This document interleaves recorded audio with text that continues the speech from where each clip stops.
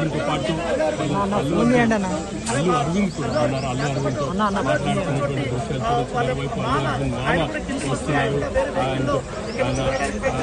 కాసేపట్లోనే Chikkadpally police స్టేషన్కి చేరుకోబోతున్నారు. చూడొచ్చు ఒకవైపు అల్లు అర్జున్ సత్యమని మరోవైపు అల్లు అర్జున్ కూతురు కూడా ఈ రోజు కూడా రోజు అల్లు అర్జున్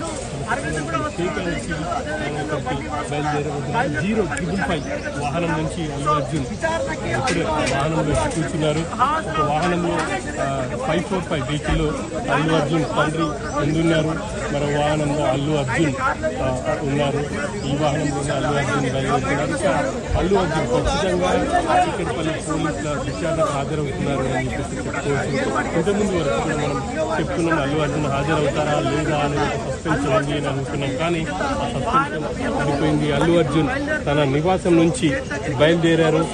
కాసేపట్లోనే ఆయన చిక్కడపల్లి పోలీస్ స్టేషన్కి చేరుకోబోతున్నారు. 10:34 నిమిషాలకు ఆయన 055 వెహికల్ బయలుదేరారు. ఇక్కడ చూడొచ్చు మనం ఎక్స్క్లూజివ్గా విజువల్స్లో చూస్తున్నాం.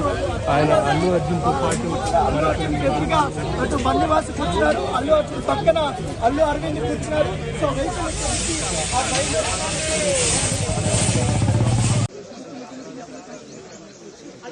Allu Arjun arrives here as well, as you can see.